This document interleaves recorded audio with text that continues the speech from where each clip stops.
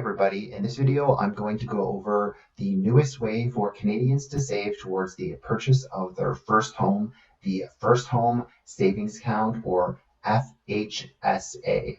In this video we'll go over what it is, who it's for, as well as its benefits. And you'll want to stick around till the end because I'll reveal some lesser known tips and tricks to maximize the amount of money that you can save in the First Home Savings Account. So you definitely don't want to miss out on that. So let's get started. Let's start by talking about what the FHSA is and who it's for.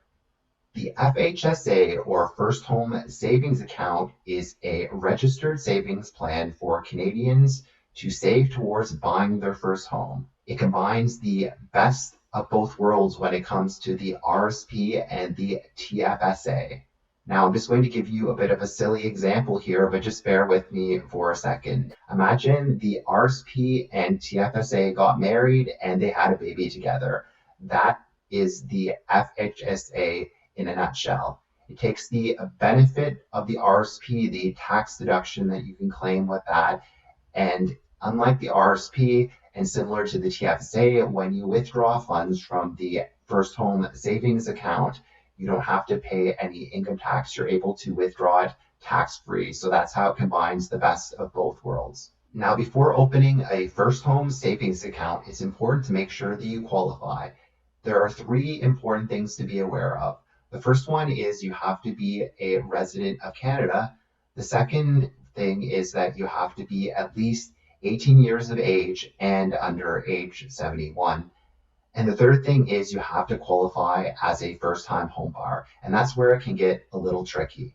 Now, in order to be considered a first-time home buyer under the FHSA, neither you nor your spouse could have lived in a property that you've owned in the year that the FHSA was opened or any of the previous 4 calendar years. Now, if both you and your spouse or common law partner are first-time home buyers, it's nice and straightforward. But if one of you is a homeowner and the other isn't, that's where it can get a bit confusing. Now, let's say, for example, you move in with your common law partner and your common law partner is a homeowner and lives at the property, and you move into the property. By moving into the property and claiming it as your primary residence, you can no longer participate in the First Home Savings Account. So it's important to be aware of that. Also, similar to the RSP Home Buyers Plan, it's possible to be a property owner and still participate in the First Home Savings Account, as long as it's not a property that you live at. The most common example of that is a rental property.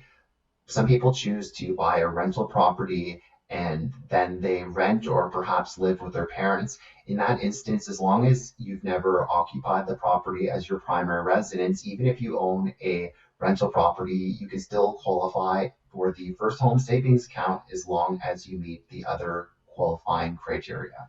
Now let's talk about the benefits of the First Home Savings Account. As mentioned earlier, the First Home Savings Account combines the best of both worlds when it comes to the RSP and TFSA. Similar to an RSP, when you contribute money to the First Home Savings Account, you get a tax refund from the government. Similar to both the RSP and TFSA, your money grows tax-free inside the FHSA. And similar to the tax-free savings account, when you withdraw the money from the First Home Savings Account, you don't have to pay any income tax on it. Now, a huge benefit that the RRSP Home Buyer Plan shares with the First Home Savings Account is that you're able to make tax-free withdrawals from both accounts towards the purchase of your first property. But the First Home Savings Account is more flexible. What I mean by that is with the RRSP Home Buyer Plan, you're required to pay back the money that you borrow in up to 15 years, or else you'll lose the RSP room forever and you'll have to pay tax on the money. But there's no such obligation with the First Home Savings Account. And I think that makes a ton of sense because when you're buying your first home, most Canadians are pretty cash strapped. You're not at your peak earning years, and those can be the most expensive years of your life, especially when you're buying your first property and maybe you're getting married and starting a family. those years after buying the home can be very expensive. So I think that's a huge benefit that the first home savings account has that the RSP homebuyer plan does not. Next, let's talk about basics of the first home savings account. With the first home savings account, you're able to contribute up to $8,000 per year with a lifetime contribution limit of $40,000.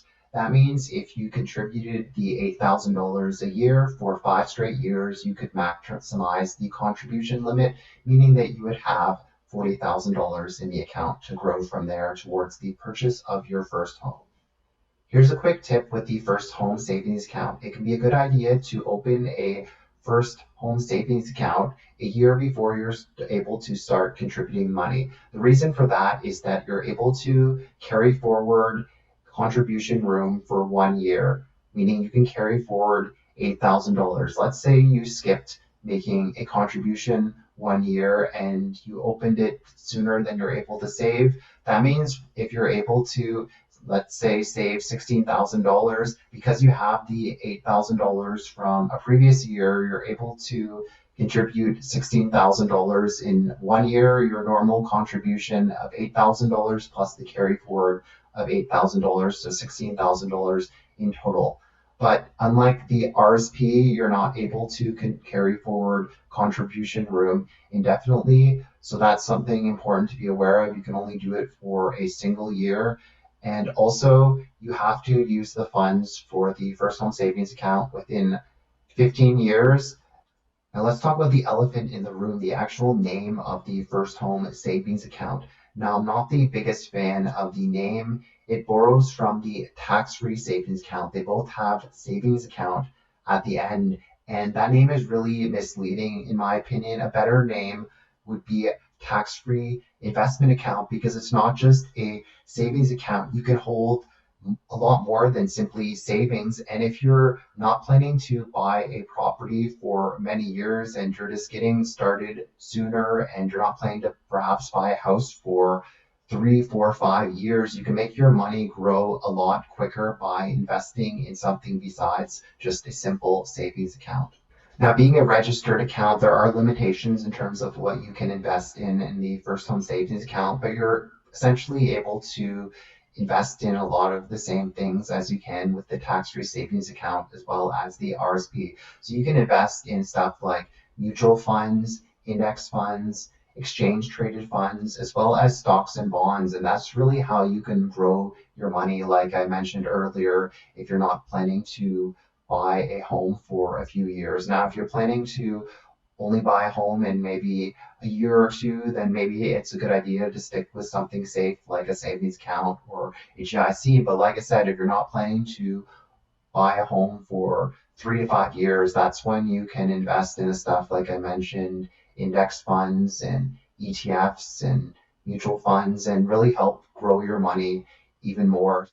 And another cool tip is you can actually use the RSP homebuyer plan and the first home savings account together. It's not one or the other. Now, the first home savings account is clearly superior to the RSP homebuyer plan, but if you're looking to put down a substantial amount of money on a property, then it can be beneficial to use both accounts there. So with the RSP homebuyer plan, you can withdraw up to $35,000 towards the purchase of your first home. And with the first home savings account, you can withdraw the $40,000 you initially contributed plus all the growth. That's a key point that many people miss. With the RSP homebuyer plan, you're only able to withdraw $35,000, but let's say that you contributed $40,000 to the first home savings account and your money grew by $10,000. So now you have $50,000 in the account there. So that means that you'd have $50,000 you could take out of the account